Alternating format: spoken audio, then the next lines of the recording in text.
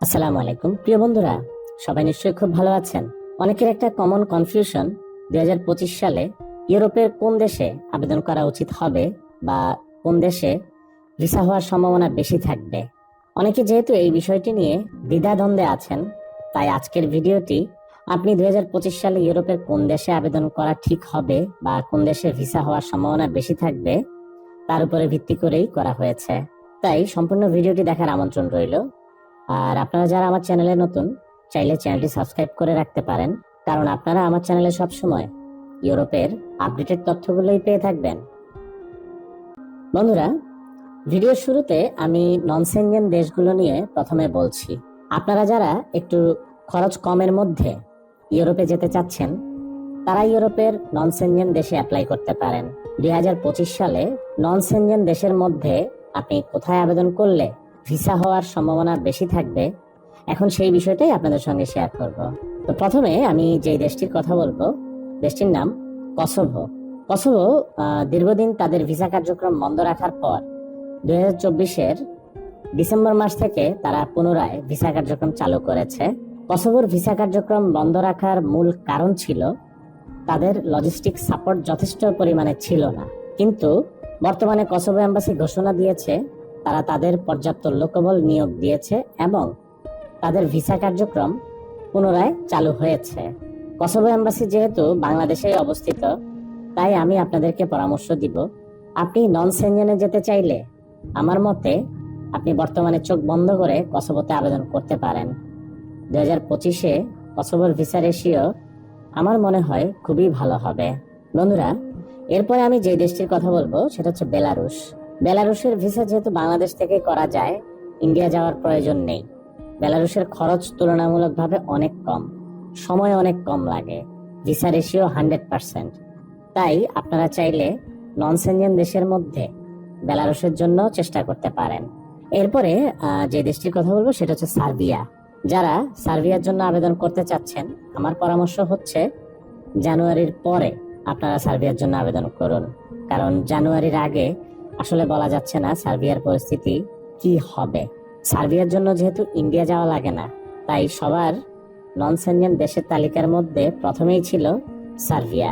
তবে যে যাই বলুক, আমার মনে হয় 2025-এ সার্বিয়া 2024-এর তুলনায় আরো বেশি ভিসা দিবে।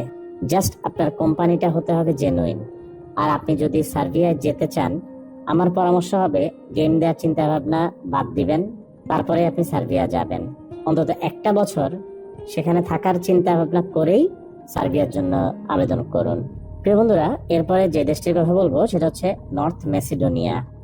আপনারা চাইলে নর্থ মেসিডোনিয়ার জন্য অ্যাপ্লাই করতে পারেন, কারণ 2024-এ নর্থ মেসিডোনিয়ার ভিসা রেশিও মোটামুটি ভালোই ছিল। নর্থ মেসিডোনিয়ার মেইন সমস্যা সেটা হচ্ছে ভিসার জন্য আপনাকে কিন্তু ইন্ডিয়া যেতে হবে। আর ইন্ডিয়া যেতে হলেও যে কোনো একটা ভিসা নিয়ে আপনি কিন্তু সেখানে যেতে পারেন, যেমন মেডিকেল, ট্যুরিস্ট কিংবা বিজনেস, যে কোনো ভিসায় আপনি ইন্ডিয়াতে যেয়ে নর্থ মেসিডোনিয়ার জন্য আবেদন করতে পারবেন। ইন্ডিয়াতে যেয়ে আপনি এম্বাসি ফেস করতে পারলে আর বাকি সকল ডকুমেন্ট ঠিক থাকলে নর্থ মেসিডোনিয়ার ভিসা ইনশাল্লাহ মিস হবে না। এরপরে যে দেশটির কথা বলবো সেটা হচ্ছে বসনিয়া। আপনারা চাইলে বসনিয়ার জন্য আবেদন করতে পারেন। 2024 সালে বসনিয়ার ভিসার রেশিও অতটা ভালো ছিল না, যেহেতু 2024 সালে তাদের ভিসার পরিমাণ কম ছিল। তাই আশা করা যায় 2025 সালে তাদের ভিসা রেশিও ভালোই হবে। বসনিয়ার ভিসার জন্য আপনাকে ইন্ডিয়া যেতে হবে, তবে নর্থ মেসিডোনিয়ার মতো আপনি ইন্ডিয়াতে যে কোনো ভিসাতে যেয়ে তারপরে আপনি এম্বাসি ফেস করতে পারবেন।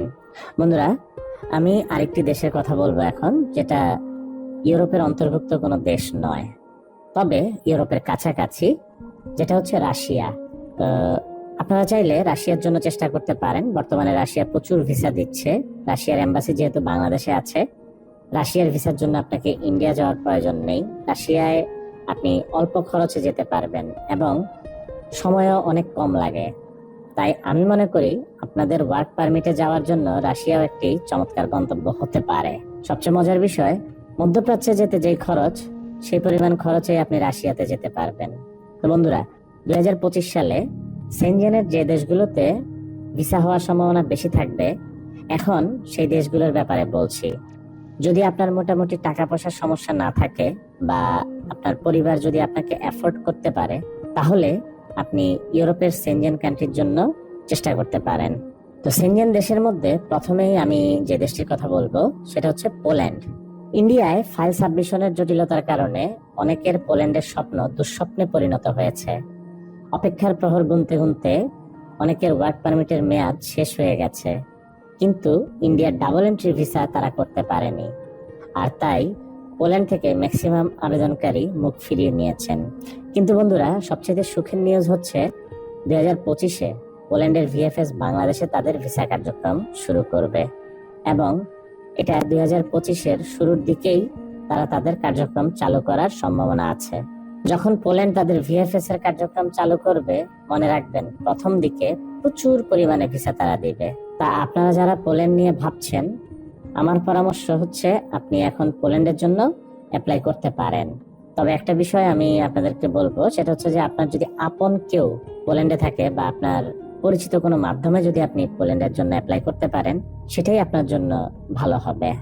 বন্ধুরা, এরপরে সেনজেন দেশের মধ্যে আমি যে দেশটির কথা বলবো সেটা হচ্ছে বুলগেরিয়া।